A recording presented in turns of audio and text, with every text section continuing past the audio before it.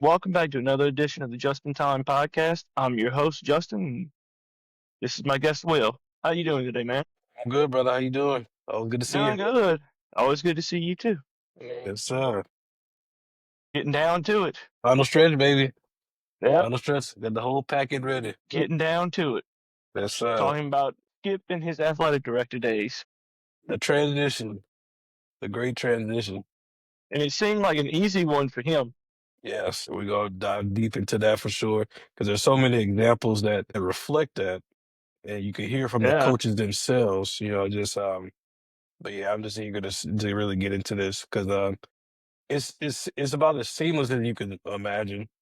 Because he just had he's so instinctive, visual, such a visionary, as we already said before.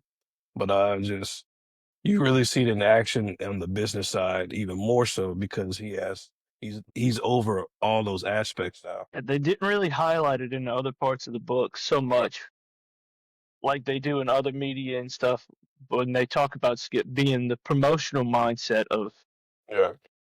the baseball, and he was a visionary. And they got into it here when they said, he was trying to add on to the box in the early '80s when he didn't have any, when he could barely fill up the 2,000 or whatever seats that he had. That's right. He was always trying to expand. It's interesting you bring up the '80s, the mid '80s, because LSU that athletic department it was pretty chaotic.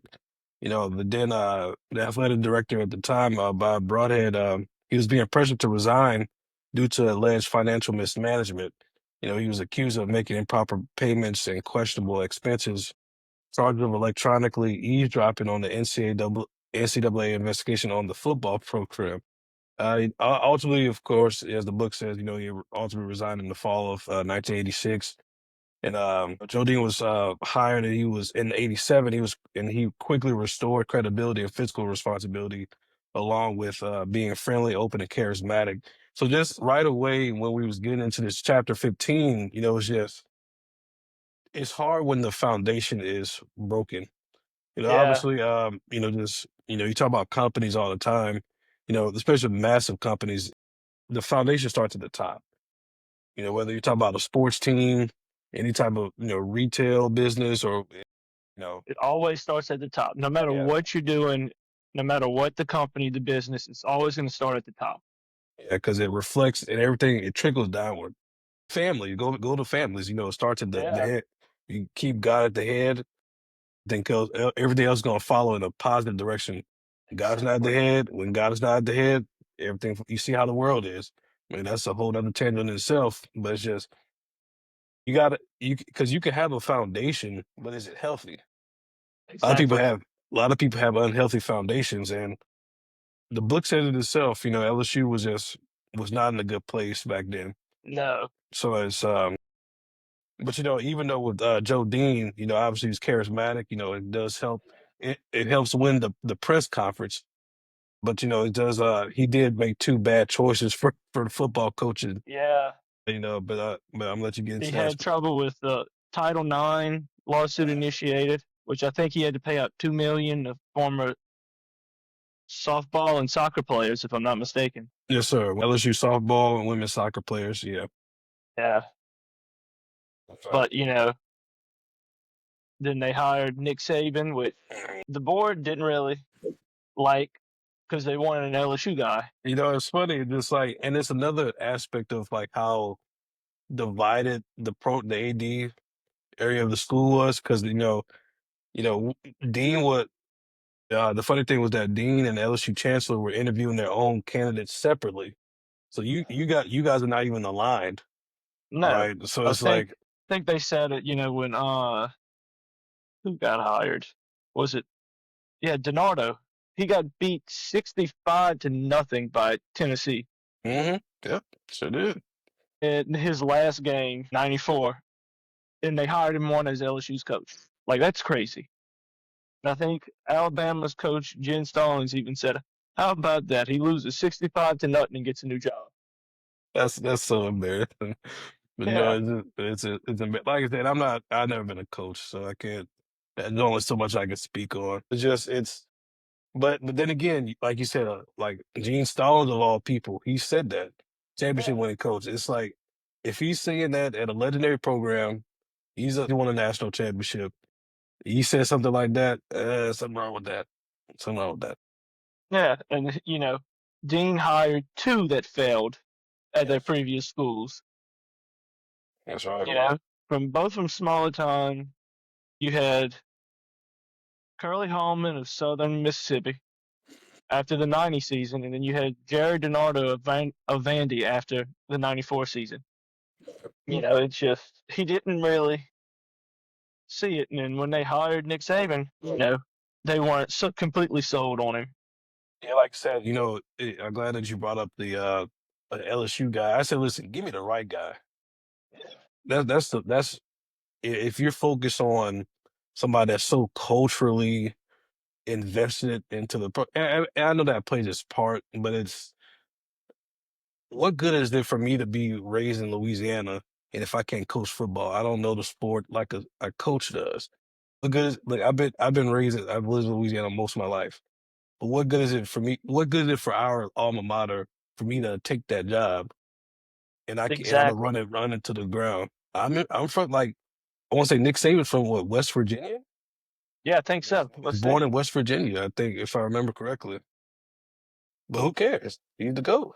Yeah, I think that's exactly where they said he came from. Yeah, because I looked it up a long time ago, like a while back. It was from Fairmount, West Virginia. Yeah, that's what I thought. Yeah. And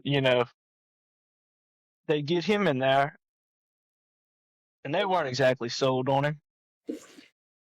And I don't remember who it was, but it's later on in the book. But they had Skip went to dinner after their 8-4, the last one before they won the title. In 2002. Yeah, and they were saying, man, you think he's going to be around? And Skip said, listen, he's going to be one of the greats. Yes.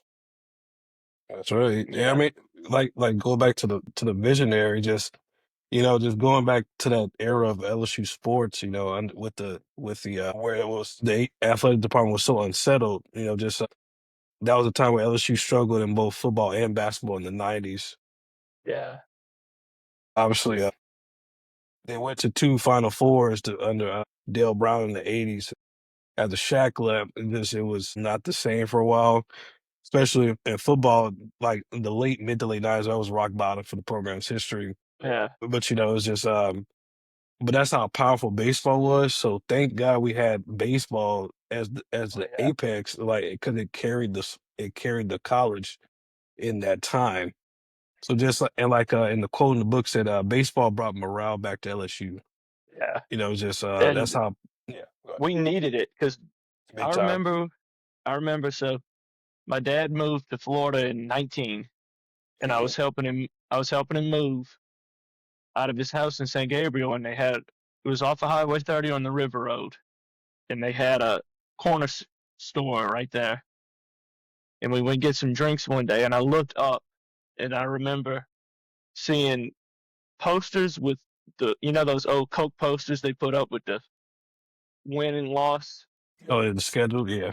the schedule they put up with the wins. Did we win, the score and loss? And Yeah. LSU was over. There's so many one or two win seasons, so many winless seasons leading up to 2000, and I think it was 99 and 2000, maybe.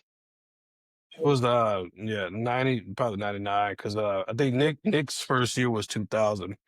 Yeah. Yeah, so it had to be 99. I was like, you talk about rock I think bottom. like 99 was the first season they didn't have just two wins. They maybe had three, Yeah, if if that. that, on the thing. It was their first year they weren't over. And, Yeah. you know, but it's funny to me because they didn't even want Skip as the AD. Every time Skip went to Dean for something, it was always, you don't understand, Skip. You're just a coach. I do And understand. That's the whole yeah, thing. Like that's and like because Skip always had a good idea for ticket and promotions. They work and the board's preferred candidate was Doug Moreau. He was EBR Parish District Attorney, was a former LSU star. The board wanted an LSU person, like you said earlier. I said, yeah, listen, nothing against Moreau, of course. I just And not to say like a cultural hire is a bad thing, but that can't be my driving force. But he also knew, because he was on LSU's radio for years before that, he also knew exactly how, at least the football aspect Right. worked. You know. Then you got Emmerich wanting to go away and hire Barnhart. Yep. And like they said, Emmerich pushed so hard against the board that it scared that guy away. Drew his name. And Yeah. Richard Lipsy endorsed Skip for AD. Skip said they need me, and I thought I could help. There are a lot of ADs who don't understand coaches, and I knew what to do. And that's another thing. Nick Saban even said, I I liked him. He was a coach. He didn't come in here and, he understood what you needed to win, what you needed to do. And I like how, before he even got the AD job, I think it was just December. I think he called.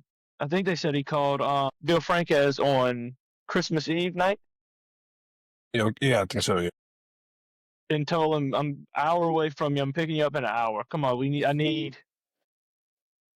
pamphlets, brochures, rosters, whatever you have on every team we have. I want to know what I'm getting into." Yeah, and he wasn't even the AD yet. That was still in 2000 before he even had taken the job. yeah, You know, it worked out pretty good for him. What was it? 9. He was responsible for 9 national championships at LSU, and 4 of them were by coaches he hired. yeah. So, like I said, as the AD, he hired 4 coaches who went on to win natties. Les Miles for football in 2007, Dennis Shaver for women's track in 2008, Paul Manera in 2009 for baseball, Chuck Winstead for men's golf in 2015. The championship that we was in school for at LSU was the men's golf team. We was in college when they won the championship. Yeah, he was like he played a massive role in all those titles, of course. What was interesting, not to get too, we'll actually get back to that. But but there was a lot of stuff that was really good. Like you said, he was the visionary aspect, they didn't realize how far advanced he planned this stuff because LSU was far behind in the athletics facility arms race. What Skip did was he recognized the top programs in the SEC had something in common. Like you said, they spend money, they had price scaled their stadiums, and they put on the surcharge, like for the tickets. Yeah. Yeah, and like Virgil Osbury said that Skip was old, but he got it because he was a coach. He knew what it Yeah. took to win, and he was all about winning. And Mark Emmer was the chancellor because he wanted to win everything. That's why he had the ticket licensing going. Yeah. It's funny because speaking of Verge, I think that was him when Skip interviewed him. He told him, "Look, we're going to do this, and I'm probably going to get fired." Hey, be honest, look, I'm gonna go down swinging. It's baseball. Go Yeah. down swinging. And what year was it? I think it was like 98 with the ticket licensing. They had come up with the plan. Yeah, it was like the late '90s because the plan was announced in '03, like 3 weeks before the football season when they won the Natty. So it was like a few years before that. Yeah, so Yeah, it let's was see. they were comprising it Because during they that said time. Dean was very old school and he didn't want to move on it. And I don't think they still do. They don't still do it because I would have done it. But the donation Yeah, isn't. getting close. They changed it. Yeah, it was early in '99 Yeah, that they scrapped the earlier one. And he had been working on this for 2 years, but he did stuff like put in, donation, a write-offable donation. right. You know, but one of my favorite parts comes up, you know, with all of this stuff, and it just goes to show you the kind of business mind Skip had. Yeah, for sure. But we'll skip a little ahead to it. It's not that ahead. And It's like when one thing. he Yeah, well, it's go when ahead, he go ahead. I'm told sorry. him after he did that he upped the RV charges by I was, lot I was about charges to bring it by up. from 1,500 to 5,000. And when he called those people in to talk about it, he looked at his guys and he pointed to them and said, "These guys wanted to charge you 10,000," and he made the end. So you're welcome. $10,000, 10, but you're my people, and I'm only gonna charge you 5,000. Because he knew And the he got fan away with that. experience. Yeah, Yes. and he got away with that. Like Yeah. people were happy that they got charged, 35. They walked in with and walked out with $3,500 less than they had planned, and they were happy about that. Continue to feed into that fan experience. Cause like, a lot of like, there's they say like, before it was a corporate buzzword, a lot of stuff are you got so many buzzwords now in society. But he root and what the great thing is Skip did, he routinely sent staff to other SEC schools to like, really get a gauge on what they're doing. Because I'm in competition Yeah, with you anyway with recruits. yeah, I'm in competition, but see, I see more than just one team because I'm an AD now. So exactly. so it's like I need to be on the P's and Q's, even if it's not an SEC West opponent. Like I don't play you every year. I'm gonna play you at some point, Yeah, right? Because I and got to see what's going on with it. yeah, he was good about that. Remember earlier in the book we talked about it when he Yeah. told Bill Franquez, "Look, I'm trying to be excellent. Yes. Everything matters, down to the film and toasted breakfast." He was taking pictures of other SEC schools to get into to bring, you know, additions and renovations and upgrades to Alex Box. You Yeah. know, Yeah. he's always had that mindset. Even when he wasn't feeling the stands, he always had that mindset. I mean, this like you said, you gotta you see him past yourself, see him past the surface level. Just it because Exactly. it's so much goes on. I mean, because like obviously that's what we come for the game because we're a historically great program. I mean, we pay attention to more intimately because historically great, we're invested, but even there's levels deep past that Yeah, he had to pay attention to. I mean, I don't eat the food. The food is good there, but like you said, somebody had to get that. not anymore. If you're watching this, anybody involved in the athletic department, the food at both Tiger Stadium and the box is horrible. Do better. The chicken like the chicken basket. I mean, because when we went, it was good. It filled you up. They changed at the box at least they changed the caters or whatever, and they are horrible. I'm gonna pay $20 for a burger. It better be a good burger. 20. That's outrageous. I'm including the drink and the No, I got you. yeah. If I'm gonna pay almost $20 for a burger and a drink, it better be good. It had no choice but to be for $20. All that. The only thing that's the only thing that's worth the price is the drinks because if you get the souvenir cups, you can get a free refill. Because it's like because we had the buy. Yeah, man. That's big. Because I was like, and I always loved the cup. Because they ain't like it like some of these they have like the small 20-ounce cups. Like you take 2 sips and it's yeah. So This is one of those souvenir cups. that's the cup right there. Yeah, So look like something on black canvas, brother. Black canvas. blank canvas. Yep, blank canvas T-shirts. Get you custom T-shirts made. But it's like in all seriousness though, just but that's something he had to look at. Just Yeah, the ultimate experience because there's so much more than just a game going on. I've been spoiled because I grew up on the new box.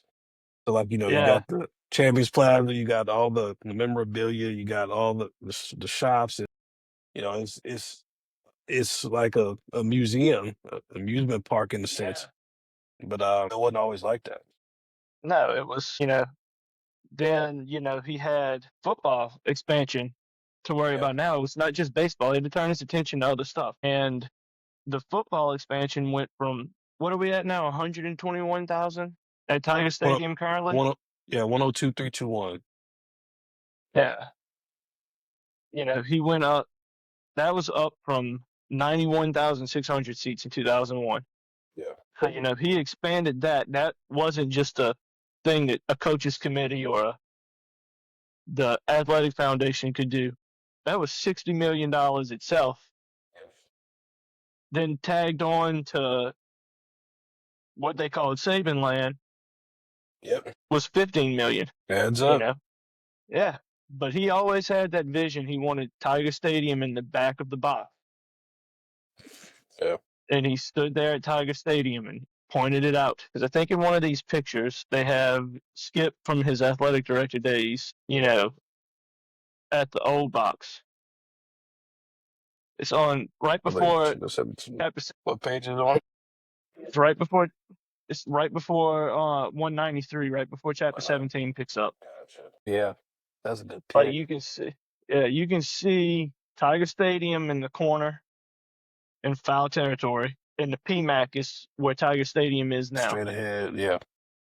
Yeah, but he always had that vision, and it finally came true in '9. That just a block away. I know that it wouldn't make financial sense for them to have done it, Mhm. but instead of building that building they built on top of the old box, Yeah. they could have made it or done something like the old Rosenblatt in Omaha. Yeah.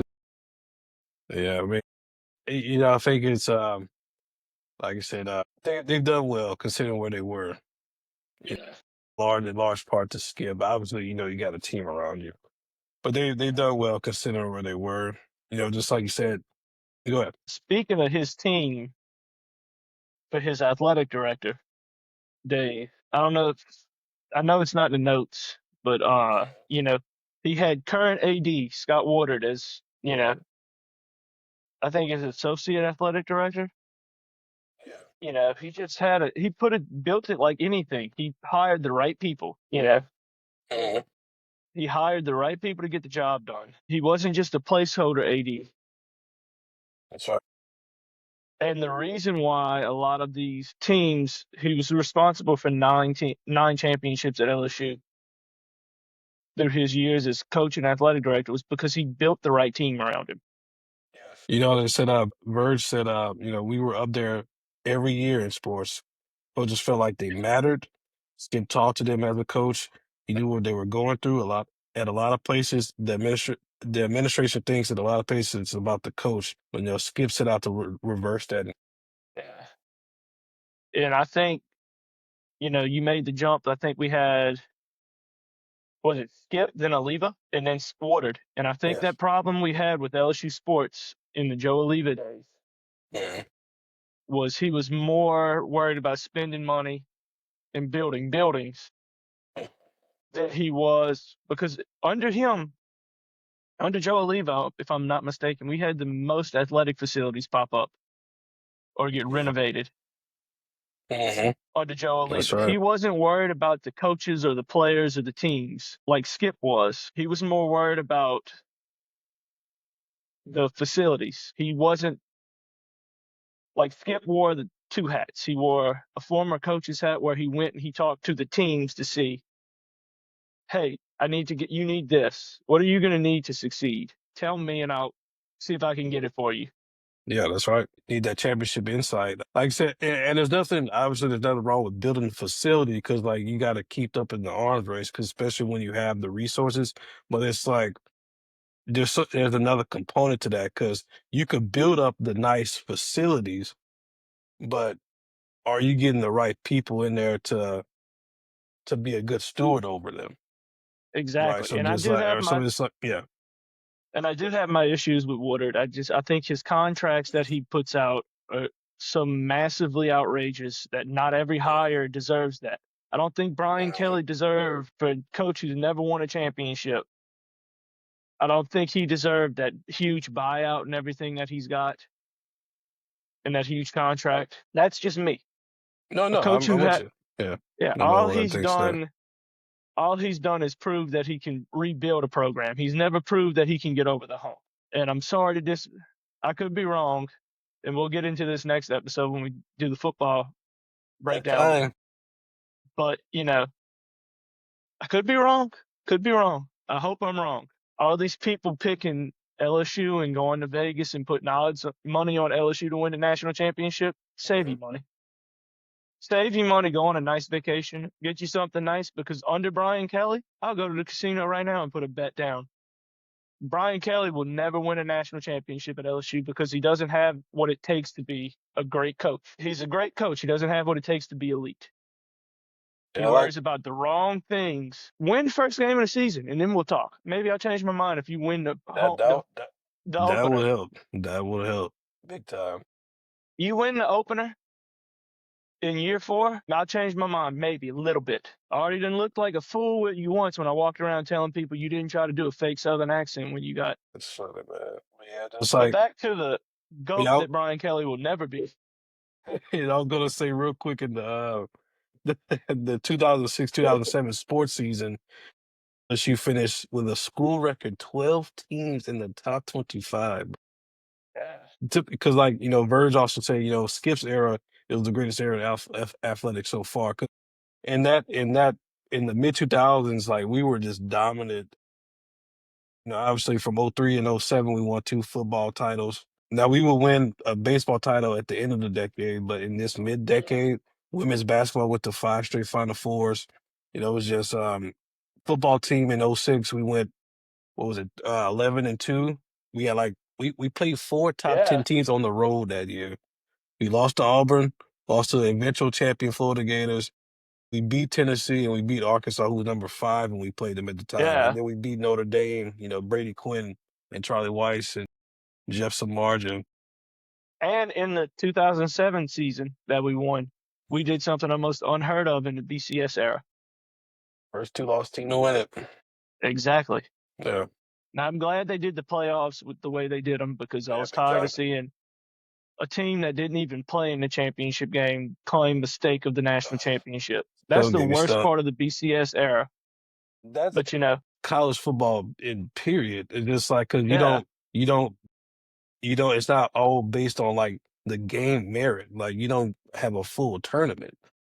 yeah, So it's like it benefited like the thing about SC, we at least played a tough schedule, so we were gonna get like the better odds more times than not.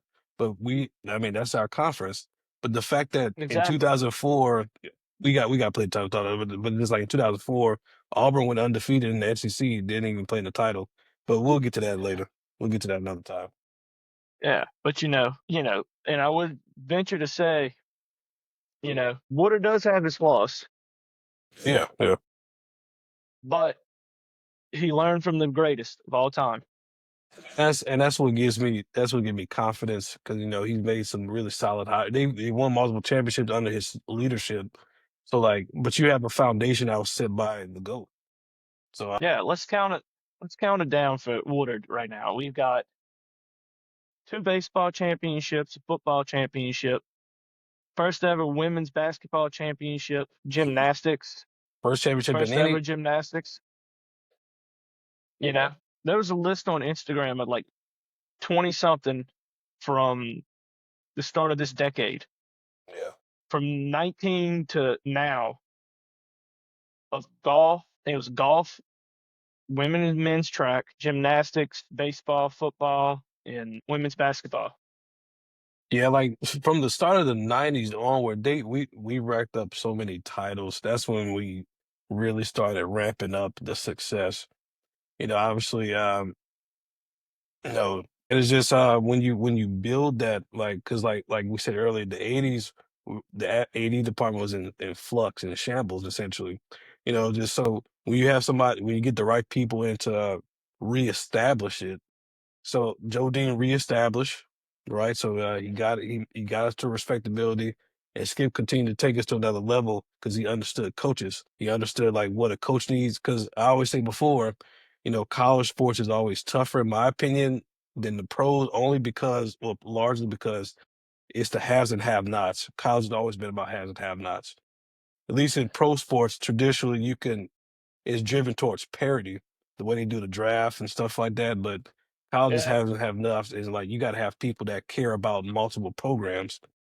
So Yeah, and we'll also get into that, we got into chapter 17, but we'll also get into 18, with uh, Skip and yeah, it's a good one Nick, right there. they respected each other, But also when Saban was leaving, Skip asked him, what is your legacy you want to do? Is it you want to be the greatest in college football, or do you want to take a chance at the being a pro coach? It's what you want your legacy to be. And he went and he said, he told the owner of the Dolphins, get this right. Let me see. He said Saban's not the guy who's going to succeed in the NFL. Although he's the greatest, the professional players won't listen to him. And he just laughed, and I think he figured out he figured I was trying to keep our coach, but you don't understand. You just a coach. I love that line. But like you said, like because he could like some men are like some men and women they're better suited for like the college game. Because like Nick Yeah, Saban he went like 15-17 in his 2 years in the pros as a coach, which is not terrible. I mean it's mid. That's just it's mid what it is. But like yeah, obviously there's things you could have had like a better quarterback situation if it wasn't for Dante Culpepper getting hurt. Could have had Drew Brees yeah, potentially.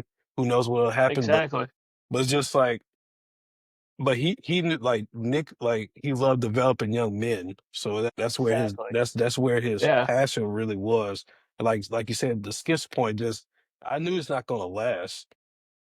So it's not because I know where his passion really is. So yeah. But like Saban said himself, if there was one thing professionally he could do over again, it would be not to leave LSU. yeah. And Yeah, Drew Brees brought us the greatest joy and the greatest heartbreak as a yeah. Louisiana sports fan. Yeah, it's just And partially that wasn't his fault because the Dolphins medical staff said that he couldn't hack it anymore. yeah, and the thing So it was crazy. Yeah, you're right. He wanted he to came prove to him wrong. NOLA. He Yeah. came to NOLA and proved him wrong, but also just meant that Saban failed and then ended up in Alabama and caused us some of the greatest Um, heartbreak we've. I know, right? Yeah, it's like it's always a fascinating story to me because a lot of people like Drew Brees like very uniquely shifted, you know, NFL history and college history. Yeah, Especially because Nick Saban said like he would have stayed because like they had the physical they had the I think the locker, had Drew Brees stuff ready to go, but like he didn't pass the yeah, physical, and like and the thing is and it's not looking back on it's not as outrageous because Dante Culpepper was the better quarterback. He was a more decorated quarter. yeah, He was on the cover of Madden like a couple years before that, so it's like he was yeah, a better player at the time, but you know things happen for a reason. yep. And to Nick's point, it was made it so hard for him to leave is he saw the 2006 roster he had coming back, the team he had coming back, and he could have done it there at LSU. That might have been his second one. In 2007 with the Mad Clown, LSU did win a national championship with almost that same exact roster. Yeah, it just the 2006 it doesn't get talked about enough. That's why I had to bring up like the points earlier because they were really a Yeah, great team. But it's like it's this that schedule was so difficult. Now I'm not excusing them because like they didn't do what they had to do to win, but it was a tough schedule. yeah, Just like they were. I feel like they're like a top five team, top 6 team in the history of the program because they were that complete of a roster. So and it just goes to show, this team and stuff that Saban built. If anybody's asking, would Saban have gone on to run LSU football and make it a dynasty like he did at Alabama? A guy like Les Miles came in with his team and won us a national championship. To use Saban's groundwork and made it. yeah, Now yeah. we won a lot of games with him, and he can go down as one of Skip's great home run hires. But all the stuff that's coming out about him and everything, Yeah, with I the don't think. yeah. Do I think he deserves to be like Matt Moscona screaming to the rafters that he belongs in the College Football Hall of Fame? Maybe not. Yeah, I get your takes for sure. On the I'm win on the other loss side. columns, Yeah. yeah, the wins loss columns, he did enough to get in. I do I do think he's a Hall of Famer because he did an incredible job just considering the era which the conference was in. They were in their Yeah, dominant run. And like no, like LSU is very historically unique in football because a lot of their coaches, when they got to LSU, that was their first head coaching gig. So their record was 0-0. Yeah. And like it was he who had the most tenured success there, given the era. He played in the same conference in the same division as the GOAT. So you're gonna have resistance in that regard. And that's not even including Urban Meyer, who's another Hall of Fame coach. He had Auburn, won a title, just they had obviously Georgia was steady, Mark Rick, and they had a lot of resistance there. Obviously he had his flaws, but I think it's worthy. I think he's worthy of a Hall of Fame induction. Yeah, it kind of rubs me the wrong way, just with him Yeah.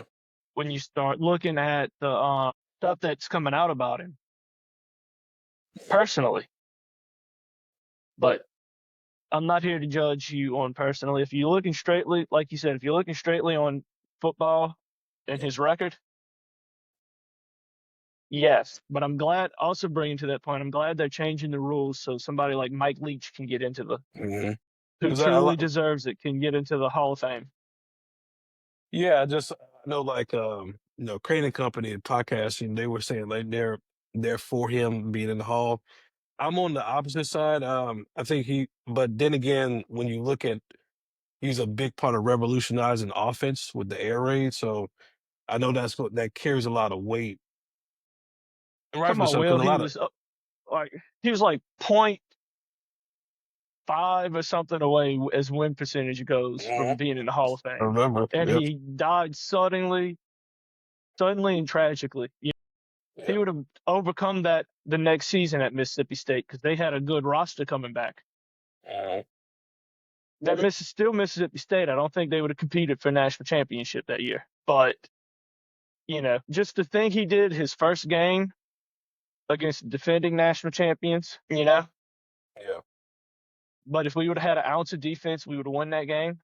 And just like I said, not that team was bad defensively, but like the way they wasted Jaden Daniels, that's you can't keep your job after that as a I'm defense talking, staff. talking I know about what you, I know, 2020. no, that's what I say. I know what you talk about. I'm saying like the 2020, Yeah, they were rough defensively as well. But it's like, yeah. man, it just goes to show you I like, mean, you had Miles Brennan come out and the offense put up 40 points a game. Mhm. And you couldn't win a football game because defense. It goes back to the same thing with Jaden Daniels. Your offense is putting up huge numbers, but your defense could. like you just can't keep your job. I mean, the way they wasted Jaden Daniels, like you just can't keep your job, man. Because it's like it's one thing if the offense is terrible as well, because it's like that puts more strain on you as a defensive unit. But your job was easy, so and you don't have to you don't have to be the 2003 dominant defense. You don't have to be 2011 dominant, Could have been but the it's 2019. It you could have been could the 2019 defense. exactly because They it's had their struggles. They had their struggles defensively in 2019, but if I'm they gonna have did an elite enough. offense, yes, that's it right there. They did enough to. We put up more than the other team. We let more. We got more through than we let in. Yes, it's like You know. if I have an elite offense, I'll take that any day. I just need my defense to be. If it's not gonna be elite, I need a defense to make timely plays. Yeah. And I think this year we'll have something Brian Kelly hasn't had his whole coaching career at LSU, and it's a defense with pride. Yes. And you know what? That's a big part. Big part of that is somebody finally told Brian Kelly, "Look, your northern way of doing stuff ain't gonna work down here. Go back and hire all the guys you fired and let go. Go back and hire all of those guys because they were putting our defense back in the right direction." Yeah, and that's another thing about a great coach, like a high level coach, is that they're not they drop in their rigid ways because like he acknowledged that because coaches can be very rigid. And Yeah. then they see the downward trend, but like I give Kelly credit for acknowledging that because you see the whole overhaul in this defensive staff. So and we'll definitely get into that. Look, his predecessor. I will say this before we jump into the meat and potatoes of this thing, Yeah. but his predecessor won a national title. And if you read Edo's book before he went off the rails after the 2019 season, he put out the book, you know, and it talks about how his first years as a head coach, it was all about him, But he went out when he took the job at LSU, he went out and he looked at his shortcomings Yeah. to start off with.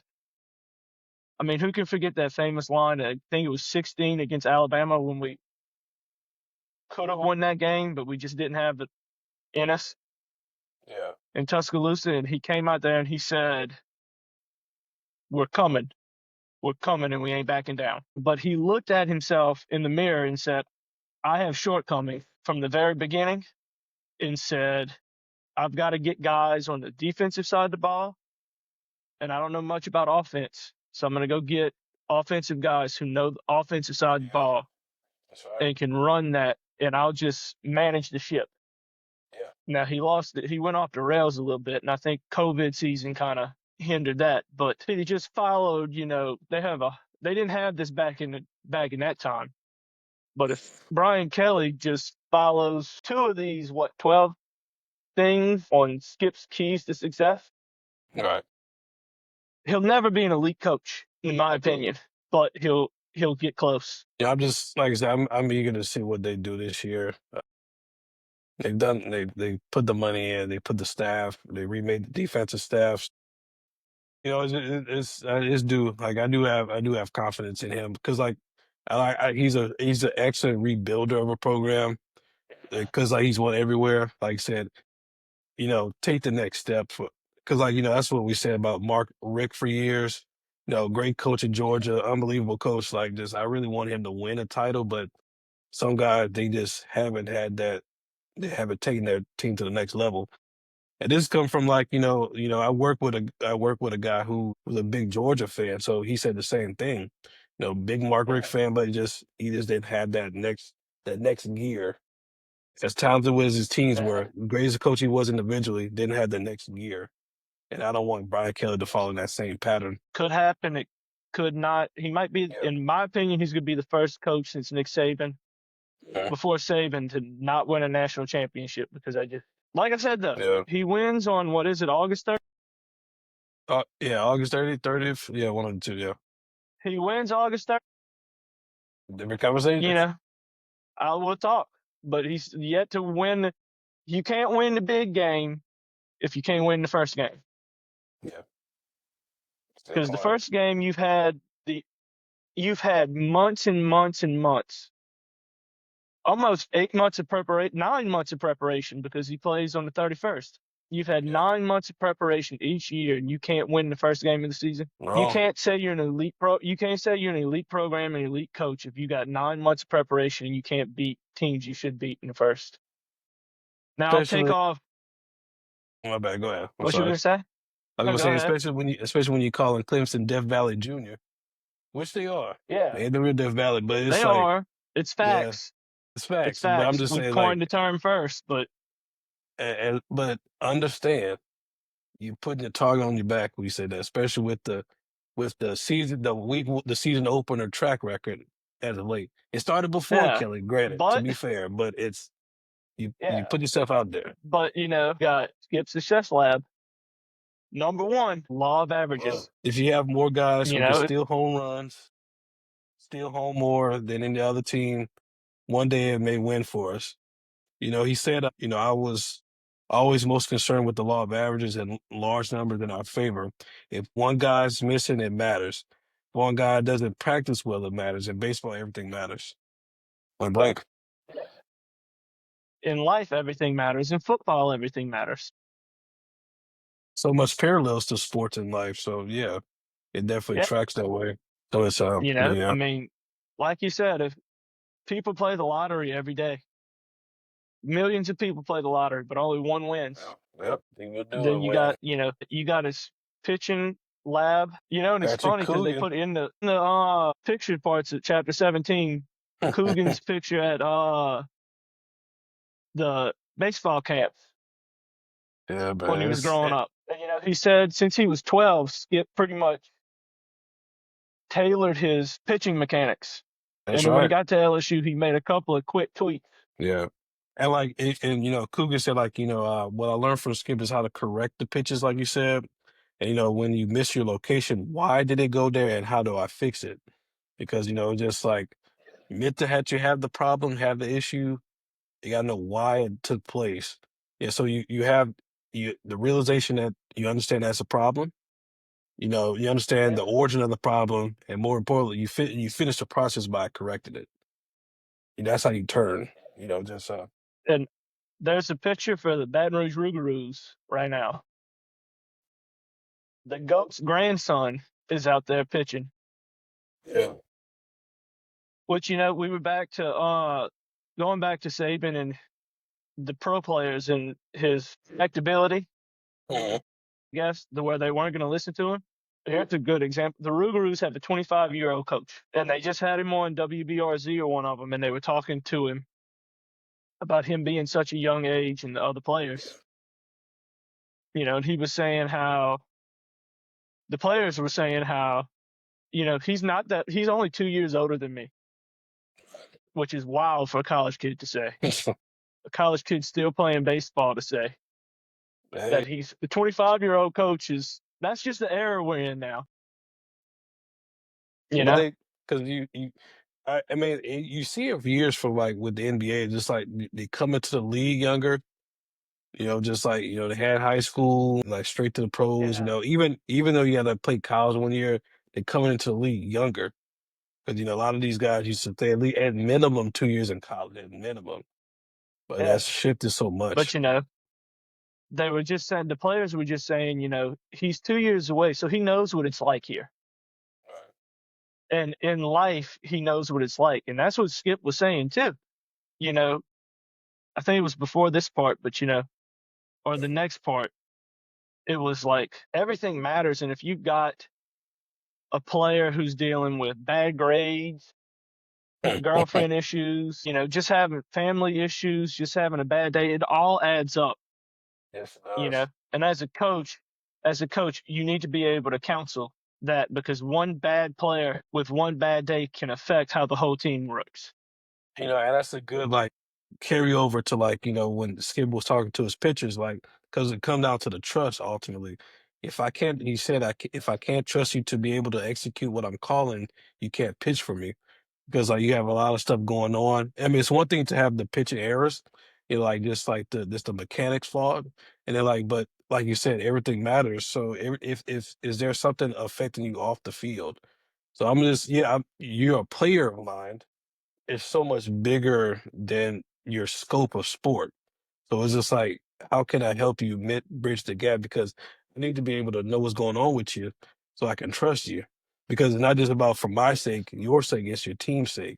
So, Exactly. And, going into this yellow book that Skip made, like this Kelly. yeah, going into the yellow book at his batting cages, he sold a version of it. And I wish I still had it. That's so, and I But he love that. had Yes. he had breakdowns of everything, stories, motivational stories, just stories about life. Like this is one that stuck out to me that I think was in there, if I'm not mistaken. But I found it online. It's called Everybody, Somebody, Anybody, and Nobody. There was an important job to be done, and everybody was sure that somebody would do it. Anybody could have done it, but nobody did it. Somebody got angry because it was everybody's job. Everybody thought that anybody could do it, but nobody realized that everybody wouldn't do it. And it ended up that everybody blamed somebody when nobody did what anybody could have done. That's profound, man.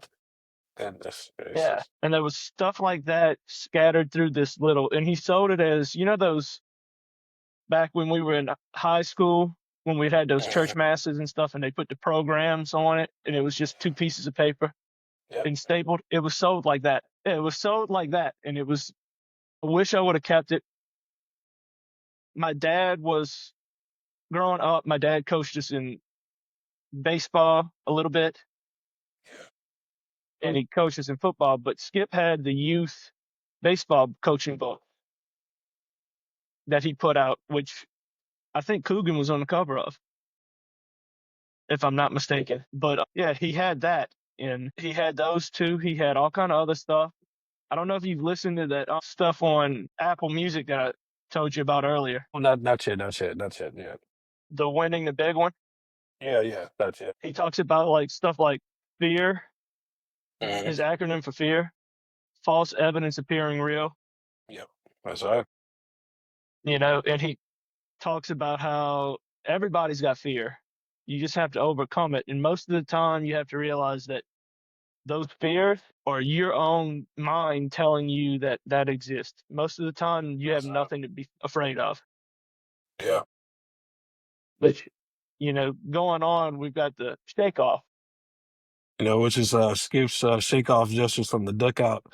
It's yeah, it's so he was so like, and that's the pitching coach prowess that we always talk about. Just like I studied this game so much, the game is so immersed with me. I said, listen, look, I'm gonna keep this simple for you. Give you this signal, and you go from there with it. I got to go back to Like, and it and goes back to the trust thing. yeah, I think it was, let's see, who was it? He learned that from one of his coaches, I think, at Miami, Yeah, that's right. right? Yeah. Max Sapper, his long-term mentor back in Miami, asked him if it's two balls and no strikes, what pitch are you looking for from a pitcher? And Skip said fastball. And Sapper said, you're right, and so's the hitter. So before you call the fastball, give the pitcher a signal to shake his head as if he's shaking off the pitch. Why? Because that batter's going to start to think something else is coming, and Yep, then you call a fastball. yep. It's so perfect. Yeah. Yeah. It's stuff like that. He learned stuff and he just implemented it, you know? And one of the things that I think would benefit LSU today as a baseball team, because they struggled against lefties, is Perfect timing right there. number 5 on his list, Come on now, batting brother. practice Let's feel it. versus a lefty. This is probably my favorite one. Um, he was intentional about having the left-handed assistant coach who could throw batting practice Yeah. to his team regularly so they'd be ready. Oh, that was so perfect to me because I want every edge possible. Every edge possible. Yeah, that's Which so good. Man. is wild. It's wild because when I worked at Jones Walker, there would be downtime, and it's not like Yeah, you can run around the thing and be on your phone and stuff and look like you're not doing anything. So when I yeah. had a bunch of downtime and everything was handled, I would take out, if I didn't have homework or something to do, I would take out a piece of paper and I would practice writing with my left hand, Yeah. which is wild because now I can write left-handed, Good for you. but I mean, it's not perfect. In fact, me. I'll show you I'll show you and the people and you can tell which one was left-handed and which one was right. Got it right here. Let me see. Yep. But it led me to, after reading this book, I was thinking, new teacher starting out, at some point I might want to coach. Mm. Yeah. And the sport that I would like to coach is, if I ever get the chance to, might be baseball, Yeah, might be it's deep in football, you. depending on, yeah, I enjoy both, but I'd like baseball even more. But I started throwing left-handed too. Smart. I can throw right and left, so there's not too many people out there that do that. You said the book says like anywhere from like I think 70 to 95% of people are right-handed. I forgot which page it Yeah. was, but it was like it's a high number. I'm right-handed. My sister's left-handed though. It's Yeah, my very, cousin's very left-handed. yeah, yeah. Yeah, But I'm right-handed. I'm starting to get that ambidextrous that Coach Garrett would talk about when you'd ask him about the weather. But and then yeah, then number 6 on our list, the inevitable 2. prepare Prepare for for the the worst worst early, early. brother. The first inning of any game is hard to pitch. The batters may be hyped up for numerous reasons. The energy is deep within them. Yeah, because you could be You know. playing, going to LSU. This is my first time in the box. Oh yeah, I'm about to show out now. I got family Yeah. in the crowd. I'm gonna show out. Oh, I got a hidden streak going on. I'm gonna show out. Or I'm playing against this ace of a pitcher. I gotta come bring it. Yeah. This might be my Like, first college game. yeah, you got a bunch of Louisiana boys who grew up around Baton Rouge in Ascension Parish, in Livingston Parish, and everything that go to Southeastern, Nichols, Mhm. That's right. where else? Tech, Exactly. Yeah. Maybe Southern, Grambling, Tulane. Yeah. Southern. Prime Yeah. example when Southern beat LSU 19. Yeah. I don't know if you know Connor Whalen, Yeah. Yeah. but I played football with him, Yeah. and he went and he had a career day, I think, against LSU, So out when you and they can. beat us. So out when you can. Yeah, it's the inevitable too, you know. Then we talked about this early because I remember I had a short from it from one of the earlier. Mhm. Play the best nine, not the nine best. Play the nine players who were best as a team, Mhm. and not the nine players that were the most talented. Yeah. And I think if you look in the, the part of that, he told Blair Barbier, a two-time national championship, look, big guy, I play the nine. I play my nine best, my best nine, not my nine best. And if you're in that mix, you will play. And if you're not, you won't. I know a lot of other guys are telling you that you were going to start next year. I don't know if you're going to start at L. To answer you, to answer your question, he said to answer your question, I don't plan on redshirting you yet, but I might. I said, but like that's why I respect that honestly. I mean, it's just like because obviously, players want to play. There's so many schools out there. But especially and when you have that type of championship leverage, I said, listen, we're gonna win either way. So I mean, if you want to be a part of that, stay. If you don't, that's fine with you. So it's just Yeah, like I'm not gonna promise you anything. I'm just gonna the only thing I'm gonna promise you is I'm gonna have a great culture in place. And what you do with yeah, it and is up to you. he had former Long Beach coach Dave Snow, who had epic battles with LSU in '93 World Series and '97 Regional at Alex Box. He was a fan of Skipisms, and he said he had a great belief. He had a great belief that really had an impression on me as a coach. I said, it's not the nine best players that win. It's the nine players who play together the best that form from the best nine that win. It was just stuff like that. And number 8 is something that's really hard for a lot of coaches. Yeah. Yeah, but don't overcoach, coach. Yeah. But when Skip saw Todd Walker, Eddie Furness, Wally Pontiff, among others, he signaled, a permanent message to his assistants. Don't coach them. And natural question is why? Because that's what I'm here to do is coach. Just they have Yeah. perfect swings. What is there to teach them? Some stuff you can't teach. You can't Exactly. teach blazing speed. Can't teach generational unicorn body type. Some stuff you can't teach. I mean, you can even if Yeah. for the talented people, it's like they could be refined, but some stuff is just like, you can just not want to say coast off. I mean, you don't want to say the culture like that, but just like I said, I could trust him to make this play. And so I can make a parallel to today's team, you know, player by the name of Derek Curiel. Yeah.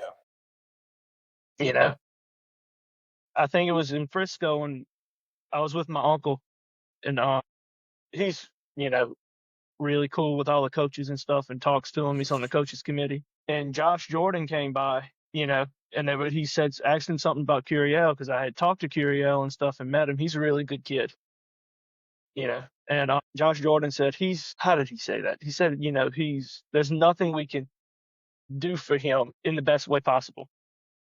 Yeah. But some, like I said, I'm here, like I said, I'm here if you need me, basically. Yeah. But Like the hey, only thing I think they're really coaching him on is he was a kid, and they try to develop him a little more yeah, physically. right. But as far as his swing and everything else, nothing to teach him. Yeah, that's right. Here's something that a lot of people is a good lesson for a lot of people, That's including yeah. myself. Me too. You know, Me too. give up something now for later. You know, be willing to make a sacrifice for something that's going to benefit you and help you in the long run now.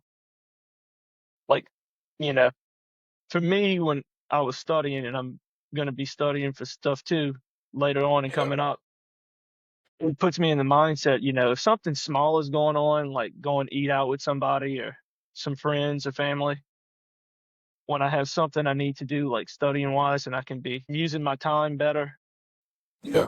or something, or money wise, if you got something that you want to buy, but there's something big that you need to buy that's going to benefit you or help you or you really want later, maybe give up that thing that you want the now. Yeah, give up a couple of those like, eat out times, just like cook at the house or something like Yeah. Yeah. Give up that, you know, like perfect example. I want to get the mics and everything for this podcast, that. you know, and a webcam and stuff. There was some other stuff that I could have bought during the summer Yeah. that I just wanted. But looking at everything, I said, let me wait on that and save up that money. So when I get the stuff, I can get the stuff that I want to make this into something great. Right. Well, I think it's already great. Maybe make it elite.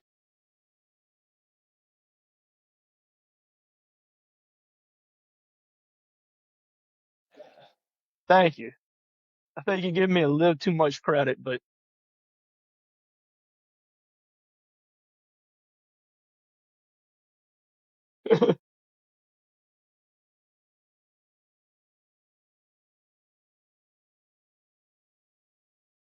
Period. I just want to do as much as I possibly can.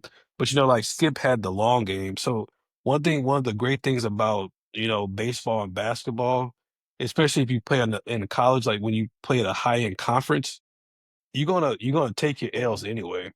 So it's like especially if you win those games, you have like the high art, like in basketball, the RPI, the quad one wins. You have like all the quality games and yeah, stuff like that. I'm gonna take my L regardless, because in baseball and yeah. hockey, there's so many games anyway. So listen, take the Here's a non-conference here's the lumps. quote for Yeah, go ahead. yeah. Here's a quote for Skip. The law says that I don't have to win today. It's Yeah, about come winning on, in the end. that's it. I love it. That's how you wrap that Yeah, section up. I think, listen, because when you have so much successes like these, like in basketball, Duke, North Carolina, UConn, Kansas, you said like Kentucky. Like, listen, I mean, nobody cares about what my win-loss record for that season was. They care about did I win the championship, especially in those historically great sports. So in those schools and those sports, it's yeah. like nobody cares about if you were 50-10 or 48-30. It's just like, did you win it? That's what your legacy is now. And two of the biggest ones we can lump into one Yeah. is number 10 and 11. Preparation, being as prepared as possible. You know, and you put in the notes. It goes back to Skip's quote with the person with the most information wins in life. That's right. Yeah. That's not just sports. That's life. If Yeah. you're going into a test or you're going into work or a project, it's always best to be the best prepared that you can be. The more prepared you can be is comic books, the character of Batman, they always say he can beat anybody with prep time. You know, it's a great, quote. Like I said, there's a famous saying that reminds me of it just now. Just if you if you fail to plan, you plan to fail. Yeah, So it's like you got to have the structure, the goals in place. That's why planning is so important. Because you need to have like the rubric. Like even going back to the yellow book. Just I need something that I can keep up with. That's going to keep me in the one track yeah, mind. That's yeah. right. And you go to his the Batman example. He goes and he fights all these gods and stuff like that. It's not just the clown Yeah. that he fights, but the reason why everybody thinks he can beat anybody is because he's always prepared, and that just goes like why Skip won 5 national titles and brought LSU to where he was, and why he was the best athletic director probably LSU had was because of preparation. Like before he even got, we said this before he got in as athletic director, he went to Bill Franquez and said, "Look, I need this, this, this, this, and this. I want to know about all of our programs, our players, our coaches, and their needs before I get into this job." Right. And like and just like You know? and doing that, it drives the work ethic, because Skip didn't just watch the Yeah, pitches. He made a custom. I love this. He had a custom made chair for his bullpen view. And that was higher than normal to see, is just to see the delivery of the pitch. That's different. That's a different level focus. Cause like, and not only that, another part yeah, about this section, like he was all over the field, even sometimes come in a dress shirt. Cause he was a guy, he had to speak at an engagement or go to a function, just spend yeah, hours spreading the word about baseball. yeah. It's always about work ethic, Yeah. and how hard you work. It doesn't. You don't necessarily have to work hard to work smarter. You can work smarter, not harder, but it's always about work ethic. If you got a good work Yes. ethic, Bottom line. 99% of the time, no matter what it is in life, if you play in sports, the coaches are going to look at that. If you're going in for a job interview or your references from previous employers, Yeah. That's it's right. all about work ethic, Skip and said will on the you put fan base. in Yeah. the amount of work you need? Yeah, Yeah. Just like, Skip had brought up the fans, just with the work ethic and said, listen, you know, you're not just fans per se, but you are service customers. So that means we work for you. So like, I set that yeah, place. I make sure I have strong work ethic. Everything that comes from me has strong work ethic, excuse me.